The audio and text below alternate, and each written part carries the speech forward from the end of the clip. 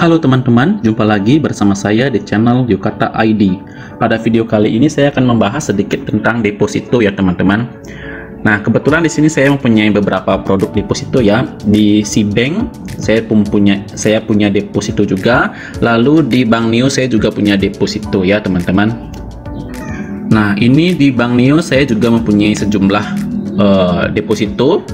Nah, jadi yang saya bahas di sini adalah mengenai deposito. Apakah deposito ini kita bisa dicairkan sebelum jatuh tempo? Ya, mungkin ini banyak pertanyaan dari teman-teman. Apakah deposito kita itu bisa dicairkan sebelum jatuh tempo? Misalnya teman-teman tidak sengaja memilih tenor ataupun waktunya yang terlalu lama, sehingga teman-teman ingin mencairkan depositonya sebelum jatuh tempo begitu. Nah, saya jelaskan di sini ya. Untuk bank digital terlebih dahulu, yang bank digital seperti Bank Neo ataupun Cbank begitu kan menyediakan deposito ya. Saya kira untuk di bank digital itu agak susah ya teman-teman untuk melakukan proses pencairan deposito sebelum jatuh tempo.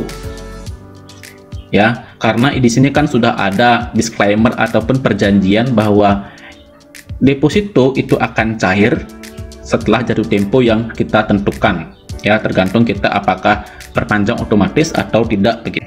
Jika depositonya itu sudah jatuh tempo, maka akan cair secara otomatis masuk ke rekening kita begitu.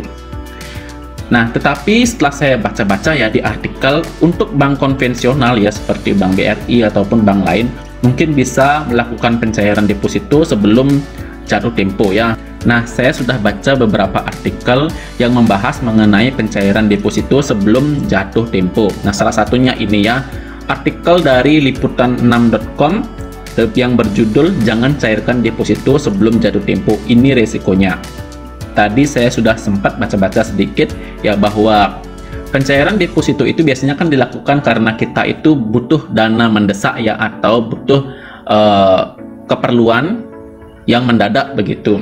Nah, biasanya orang-orang itu akan melakukan deposito pasti akan berpikir tenor berapa yang akan kita ambil, dan itu sudah dipikirkan matang-matang biasanya ya sebelum mengambil keputusan.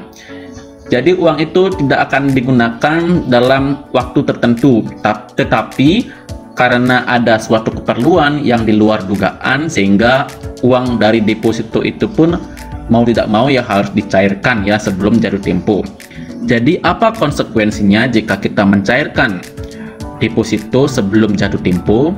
Nah, ini mungkin bisa kita urus di bank-bank konvensional ya, karena kita kan bisa bertemu dengan customer service-nya secara langsung. Berbeda dengan yang bank digital, itu akan lebih susah untuk mengurusnya. Nah, apa sih konsekuensinya? Yang pertama, adanya penalti atau denda. Jadi aturan ini memang dibuat oleh pihak bank agar membuat nasabah itu tidak mencairkan depositonya sebelum jatuh tempo. Jadi sudah ada perjanjiannya sebelumnya begitu ya. Nah, denda itu biasanya berkisar antara 0,5 sampai 3% ya. Jadi uang kita itu akan dipotong atau dikenakan denda sebesar 0,5 sampai 3% ya, sesuai dengan perjanjian ataupun peraturan banknya begitu ya. Jadi itu konsekuensi yang pertama. Yang kedua, bunga tidak dibayarkan. Nah, kemungkinan kalau kita mencairkan deposito sebelum jatuh tempo, kita tidak akan mendapatkan bunga. Jadi kalau misalnya yang pertama itu kita kena denda, misalnya anggap saja kita deposito nih 10 juta.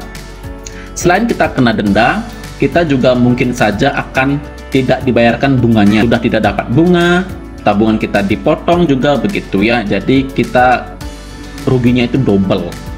Terus kita scroll lagi di bawah. Nah, di sini nilai bunga menjadi lebih rendah ya. Ini tergantung kebijakan banknya ya. Kalau misalnya yang di atas itu kan kita tidak dibayarkan bunganya, sedangkan yang ini bunganya itu menjadi lebih rendah. Jadi kalaupun kita bisa mendapatkan bunga, tetapi yang dibayarkan itu bunganya menjadi lebih rendah. Nah, misalnya saja perjanjian awalnya, kalau sesuai dengan perjanjian ya, kita akan mendapatkan bunga 5% misalnya. Tetapi kalau kita mencairkannya sebelum jatuh tempo atau melanggar perjanjiannya, maka bunganya itu akan bisa saja dikurangi ataupun lebih rendah bunganya begitu. selain kita kena denda, bunganya pun akan lebih rendah begitu, atau dikurangi bunganya tidak sesuai dengan perjanjian awalnya. Jadi bagaimana sebaiknya? Nah, jadi sebelum teman-teman itu menaruh atau menginvestasikan uangnya dalam bentuk deposito, pertimbangkan dulu baik-baik teman-teman ya. Baik itu dari tenornya, berapa waktu yang kita asumsikan begitu. Selain itu, ada baiknya kita juga menyiapkan dana darurat. Ya, dana darurat itu artinya dana selain dana investasi. Jadi misalnya kalau ada sewaktu-waktu ada keperluan mendadak, ya teman-teman tidak akan menggunakan dana investasinya. Seperti deposito tadi ya, kita menggunakan dana darurat itu begitu. Jadi sebaiknya kita menyediakan dana darurat selain dana investasinya. Oke. Nah, jadi itu saja ya teman-teman ya, resiko kalau kita mencairkan deposito sebelum jatuh tempo ya. Ini sebenarnya bisa ya diurus kalau misalnya di bank-bank konvensional. Cukup sekian dulu video kali ini, semoga video ini bermanfaat untuk teman-teman semuanya. Jangan lupa klik tombol like dan subscribe-nya. Sampai jumpa di video selanjutnya. Dadah!